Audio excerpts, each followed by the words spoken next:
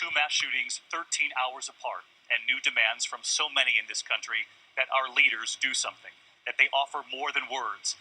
I have talked with so many families here, and it never gets easier. Their lives have been destroyed forever, and this time, everyone wondering here, when will it end? The death toll here in El Paso rising tonight, at least 22 dead now, and in Dayton, Ohio, 9 more people losing their lives.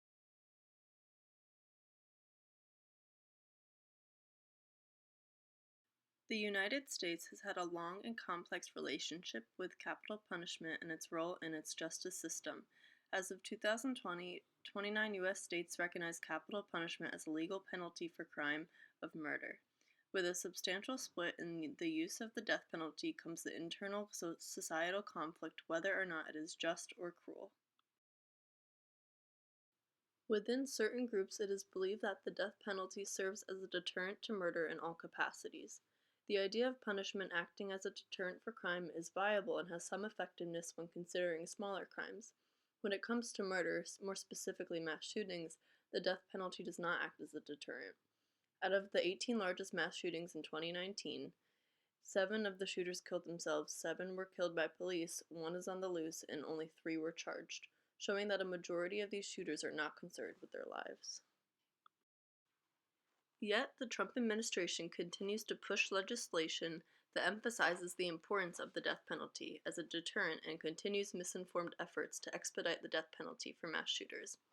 Within the last decade, the rate of mass shootings in the U.S. has grown at an alarming rate, nearly tripling since 2011, leaving 408 dead and 1,477 injured in 2019 alone, and 41 people dead and 120 wounded in 31 mass shootings in the first 2 months of 2020. California, Florida, and Texas have the highest numbers for mass shootings in America thus far. These 3 states all also happen to have the death penalty. According to USA Today, all shootings of 10 or more, except for the 26 killed at Sandy Hook, occurred in states which practice the death penalty. With mass shootings becoming an increasing threat to domestic security, all eyes have turned to our governing powers looking for answers. They have not presented reasonable answers, and Trump greatens the divide in the ongoing debate about the death penalty. The Trump administration wants to make executions fast and without any waiting period.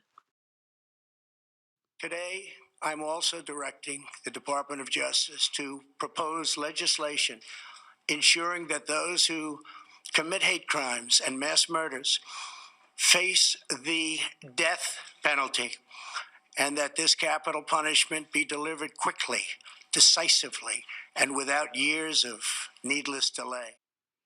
The El Paso Walmart shooter, Patrick Crusius, who is 21 years old, was accused of killing 22 and injuring 25 in El Paso, Texas, on October 10, 2019. Crusius pleaded not guilty to a state capital murder charge in the August 3rd massacre, which is one of the nation's deadliest shootings and attack on Latinos in U.S. history. This horrific act leads to many wanting death as justice for this murderer, but we must take other factors into account. The death penalty is not deterring crime, especially for mass shooters.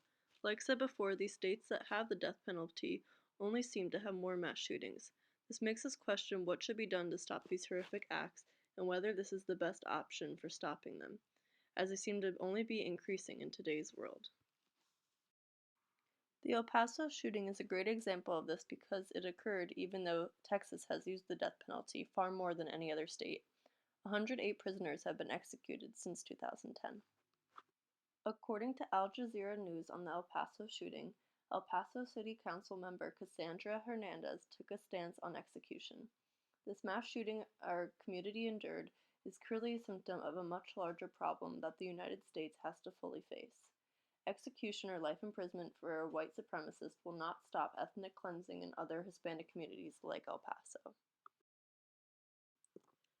As MSNBC said, when gunmen commit mass murders, how many of them are principally concerned with fear of death? How many are likely to choose a different course because they're worried about the Trump administration's policy on capital punishment? Most likely none. We must deter this particular crime with different policies to stop this from happening anymore.